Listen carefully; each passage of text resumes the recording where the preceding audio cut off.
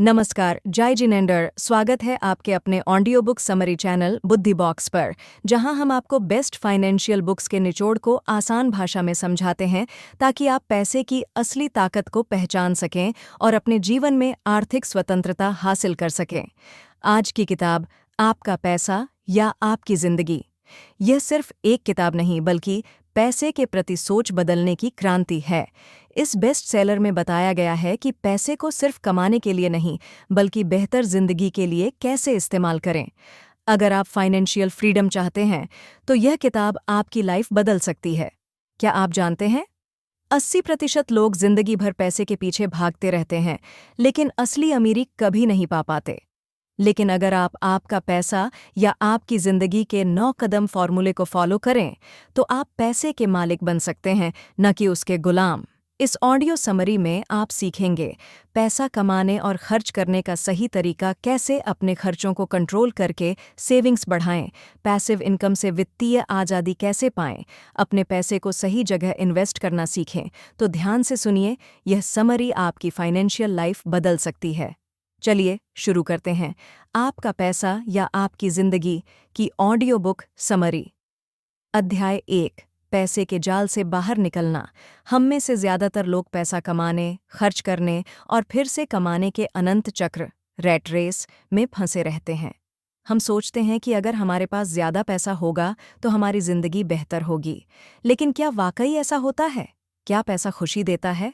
अगर आप सोचें कि आपके पास अनगिनत पैसा आ जाए तो क्या आप खुश रहेंगे? शायद हाँ, लेकिन सिर्फ एक हद तक। रिसर्च बताती है कि एक निश्चित सीमा तक पैसा आराम और सुविधाएं देता है, लेकिन उसके बाद यह तनाव, चिंता और लालच बढ़ा सकता है। इसलिए हमें अपने पैसे और खर्चों को सचेत रूप से प्रबंधित करना सीखना होगा। इस किताब का सबसे महत्वपूर्ण विचार यह है कि पैसा सिर्फ मुद्रा नहीं, बल्कि आपकी जीवन ऊर्जा है। उदाहरण, मान लीजिए कि आप महीने में 50,000 रुपये कमाते हैं और रोज ऑफिस के लिए 9 घंटे काम करते हैं। अगर आपकी सैलरी को प्रति घंटे में तोड़ें तो यह लगभग 250 से 300 रुपये प्रति घंटा होगी। अब सोचें, अगर आप 3,000 रुपये का एक डिनर कर रहे हैं तो आपने अपनी 10 घंटे की मेहनत उस डिनर के लिए खर्च कर दी। इस सोच के बाद आप शायद खर्च करने के अपने तरीके पर दोबारा विचार करेंगे। क्या हम सच में पैसे के लिए जी रहे हैं? अधिकतर लोग अधिक कमाने के चक्कर में अधिक खर्च करने लगते हैं, जिससे वे एक काम करो खर्च करो चक्र में फंस जाते हैं। नई कार ले ली तो अब उसकी ईएमआई भरनी होगी। बड़ा घर लिया तो अब लोन चुकाने के लिए ज्यादा काम करना होगा। नए फोन और गैजेट्स की आदत पड़ गई तो हर साल नया मॉडल चाहिए। नतीजा, आपका पैसा बढ़ता है लेकिन आपकी स्वतंत्रता और संतोष घटता जाता है। इस अध्याय में आपको यह सोचने पर मजबूर किया जाता है कि क्या यह चक्र सही है। अब सवाल उठता है, इससे बाहर कैसे निकलें? पैसे को साधन माने, लक्ष्य नहीं। पैसा सिर्फ आपकी ज़रूरतें पूरी करने के लिए है, इसे आपकी ज़िंदगी पर हावी न होने दें। अपनी असली प्राथमिकताएं तय करें। क्या आपको वास्तव में एक नई कार चाहिए या आप बिना कर्ज के जिंदगी जीना चाहते हैं? हर खर्च को जीवन ऊर्जा के रूप में देखें। जब भी कुछ खरीदने का मन हो तो खुद से पूछें, क्या यह चीज़ मेरे समय और मेहनत के घंटों के लायक है? यह बदलाव लाने के बाद आपको महसूस होगा कि आपको बहुत सारी चीज़ों की ज़रूरत ही नहीं है। अध्याय 2, अपनी असली कमाई की गणना करें। हम अक्सर सोचते हैं कि हमारी मासिक सैलरी ही हमारी असली कमाई है, लेकिन सच्चाई इससे बहुत अलग है। आपकी सैलरी असली कमाई नहीं है।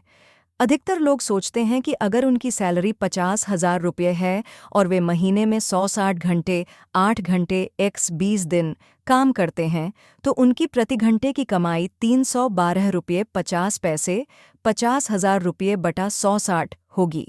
लेकिन यह सिर्फ एक भ्रम है। आपकी सैलरी से पहले ही टैक्स कट जाता है। काम पर जाने के लिए आपको कई खर्चे उठाने पड़ते हैं। काम के तनाव से बचने के लिए आप ज्यादा खर्च करते हैं, जैसे बाहर खाना, मनोरंजन आदि। इसलिए इस अध्याय का पहला सबक है, आपकी असली प्रति घंटे की कमाई आपकी सैलरी से बहुत कम होती है। अपनी असली प्रति घंटे की कमाई कैसे निकालें? इसके लिए आपको अपनी संपूर्ण लागत और छिपे हुए खर्चों को जोड़ना होगा। 1, अपनी कुल कमाई निकालें, अपनी मासिक सैलरी या आय लें। मान लीजिए 50,000 रुपये। इसमें से टैक्स, पीएफ और अन्य कटौतियां घटाएं। मान लें 5,000 रुपये कट जाते हैं। अब आपकी नेट इनकम शाश 45,000 रुपये। 2. अपने नौकरी से जुड़े खर्चों को घटाएं। यात्रा खर्च, पेट्रोल, डीजल, मेट्रो, बस किराया। 3,000 रुपये वर्क कपड़े, फॉर्मल ड्रेस, जूते, एक्सेसरीज। 2,000 रुपये ऑफिस लंच और कॉफ़ी। बाहर खाने का खर्च 3,000 रुपये ऑफिस के कारण बढ़ा हुआ किराया। अगर आप ऑफिस के पास रहने के लिए महंगा किराया दे रहे हैं। 5,000 रुपये काम से जुड़ा तनाव और स्वास्थ्य खर्च, doctor visit, stress, health issue. 2,000 रुपये तनाव कम करने के लिए खर्च, weekend party, movie, online shopping. 5,000 रुपये। इन सभी खर्चों को घटाने के बाद आपकी असली नेट इनकम 25,000 रुपये बचती है। 3. अपने वास्तविक काम के घंटे निकालें। ऑफिस में रोज 8 घंटे काम करते हैं। महीने में 160 घंटे ऑफिस आने जाने का समय। मान लें रोज 1.5 घंटे। 30 घंटे ऑफिस से जुड़े अन्य काम, ईमेल, कॉल, मीटिंग्स, ओवरटाइम। 10 घंटे ऑफिस की टेंशन और स्ट्रेस की वजह से नींद का खराब होना या एक्स्ट्रा रेस्ट लेना। 10 घंटे कुल मिलाकर आपका ऑफिस से जुड़ा समय 210 घंटे प्रति महीने। चौथी, असली प्रति घंटे की कमाई का हिसाब। तो आपकी प्रति घंटे की असली कमाई 25,000 रुपये बटा 210 आस 119 रुपये प्रति घंटा। पहले यह 312 रुपये 50 पैसे प्रति घंटा लग रहा था, लेकिन असल में यह सिर्फ 119 रुपये प्रति घंटा निकला। अब आपको यह सोचने में आसानी होगी कि क्या कोई चीज़ वाकई आपके समय और मेहनत के लायक है या नहीं। अध्याय 3. अपने खर्चों को ट्रैक करें। हर पैसे का हिसाब रखें। अधिकतर लोग महीने के अंत में यही सोचते हैं, पता नहीं पैसा कहाँ चला गया। कैसे अपने खर्चों को ट्रैक करें? 1. अपने हर खर्च को लिखना शुरू करें। एक छोटी डायरी, मोबाइल ऐप या एक्सेल शीट का इस्तेमाल करें। हर छोटी से छोटी चीज़ का खर्च भी दर्ज करें, जैसे 10 रुपये की चाय, 200 रुपये मूवी टिकट, 150 रुपये स्नैक्स। रोज के खर्च को श्रेणियों में बांटें। खाना और ड्रिंक्स, बाहर का खाना, स्नैक्स, कैफ़े। यात्रा खर्च, पेट्रोल, बस, टैक्सी, ट्रेन। रहने का खर्च, किराया, बिजली, पानी, इंटरनेट, शॉपिंग, कपड़े, जूते, गैजेट्स। मनोरंजन, फिल्म, ओटीटी, गेम्स। स्वास्थ्य और मेडिकल खर्च, बचत और निवेश। जब आप हर खर्च को लिखना शुरू करेंगे तो आप खुद देखेंगे कि आपका पैसा कैसे और कहाँ बर्बाद हो रहा है। 2 खर्चों को अपनी असली कमाई से जोड़ें। अब हर खर्च को अपनी असली प्रति घंटे की कमाई 119 रुपये से जोड़कर देखें। अगर आपने 1,000 रुपये का रेस्टोरेंट डिनर किया तो आपने 8.4 घंटे की मेहनत खर्च कर दी। नया 20,000 रुपये का फ़ोन लेने का मतलब है 168 घंटे यानी 21 दिन की मेहनत। जब आप इस तरह खर्चों को समय में बदलकर देखेंगे तो आपके खर्च करने की सोच अपने आप बदल जाएगी। 3. मूल्य बनाम खुशी, तुलना करें। अब हर खर्च को देखने का नया तरीका अपनाएं। क्या यह चीज़ मेरी मेहनत के समय के लायक है? अगर हाँ, तो खर्च करें। अगर नहीं, तो उसे टालें या सस्ता विकल्प ढूंढें। उदाहरण, अगर 5,000 रुपये का ब्रांडेड जूता आपको 5% भी ज़्यादा खुशी नहीं दे रहा, तो क्या यह वाकई 40 घंटे की मेहनत के लायक है? अगर 500 रुपये की किताब आपको नई सीख और खुशी देती है, तो यह वाकई अच्छी डील है। यह बदलाव आपको फिजूल खर्ची से दूर और सार्थक खर्च की ओर ले जाएगा। यह रिपोर्ट बनाकर फिजूल खर्ची को पहचानें और कम करें।